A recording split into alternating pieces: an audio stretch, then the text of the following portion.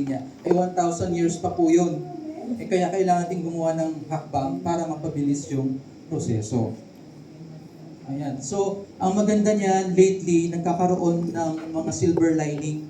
Nakikita natin ng change in mind doon sa iba't ibang lugar. At kasama na po dyan, yung sa Negros Occidental. In-invite ako that time noong September 9, 2025 para umattend ng public hearing. Nasa third reading na sila at this time para magpasa ng ordinance para i-allow yung coexistence ng GMO, particularly at least yung BT corn, kasi na-realize noong mga leaders ng province na nung COVID at the mercy sila noong mga pag-delivery ng mga produkto papunta sa province nila kasi nga island sila with COVID restrictions, yung travel restrictions, walang nakakapasok ng mga commodity.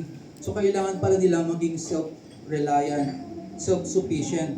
Dapat magtanim din sila noong mga crops na talagang namumunga ng marami, pwede na nilang ipakain doon sa mga alaga nilang mga hayop. Pero yun nga, COVID nga, wala silang magagawa. Yun yung malaking realization nila. Kaya nagbunsod para mag-isip sila at gumawa noong ordinance. So andito si Ma'am Rochella Lapitan, partner natin sa CIRCA, at tumutulong sa mga ganitong bagay. Lalo na doon sa sumunod naman, sa Mindoro, ito kasama ko sila Ma'am Rochella. Sa Mindoro naman, naisip naman ng mga farmers, yung clamor nila, bakit dito sa amin ang baba ng ani namin, puro kami yung organic, pero ang baba naman ng ani. Samantalang yung kapitbahay nilang province, yung Mindoro Occidental, ang taas nung ani, kasama din si Sir Paul noong pumunta kami dun sa Mindoro. So nainggit sila, pwede pala yun na dumami yung ani, pero kami nagtitiis kami sa mababang ani. So we should give them the choice also. Kaya nga may coexistence na terminology, I-allow natin. Ang DA naman, hindi sinabi na, puro organic ka lang, Pinopromote din ng DA ang modern or biotech crops, gene-edited crops, ganyan. Kahit ano na makakatulong. Hindi yung sa isa na lang tayo. Pag may mangyari doon, wala. At stake, at risk ang ating kabuhayan. Yan. Nagkaroon ng 2 public consultations so far, March 3 kasama ako dito. Dito naman ay online, ako kasama. Pero andun sila in person. So maganda yan, nagkakaroon ng change of heart and mind pagdating sa perspective nila about sa GM crops. Kasi yun nga, yung mga kumukontra dun, kumakain naman talaga ng mga GMO din. So ano yung kanilang, bakit saan nanggagaling yung confidence nila para kontrahin yung something na pinapakinabangan din naman nila? Diba? So ito, coexistence sa ibang bansa, pinapractice na ito. Ito ay sa bansang Chile. So, meron ng ganung practice at napapakinabangan nila yun. You are giving the choice to the farmers. Hindi yung sasabihin mo, puro ito lang yung gamitin mo. And in fact, sa Pilipinas, meron naman na talagang batas.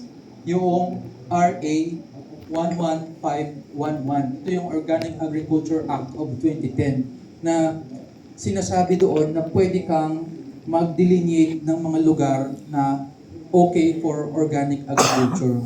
So technically, pwedeng mag-coexist sila yung GM crop or biotech crop at saka yung organic.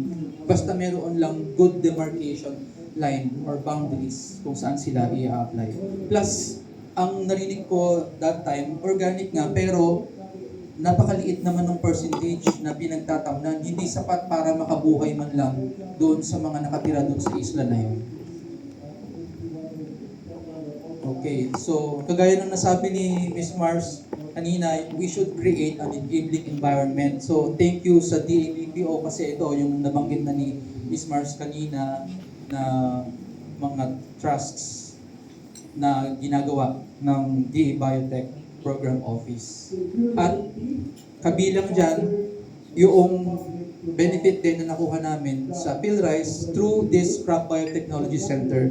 Dito po ako nag-oopisina ngayon at dito kami nagkakandak ng Nueva modern Ecija. biotech work. Dito po sa second floor.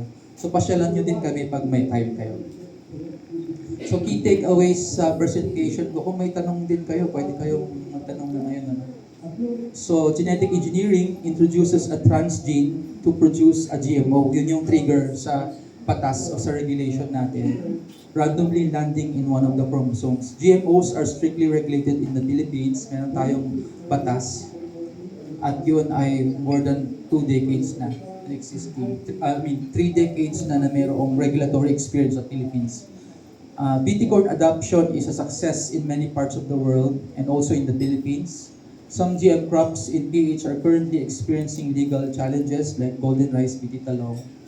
PH has an established science-based biosafety regulatory framework that ensures safety to human, animal health, and the environment. And lastly, coexistence of GMOs with organic or agriculture is the key. So yun lang po, and thank you to all of you. Meron pa akong part 2. Thank you. Thank you so much. Thank you so much, Dr. Ray. And again, let's give Dr. Ray another round of applause.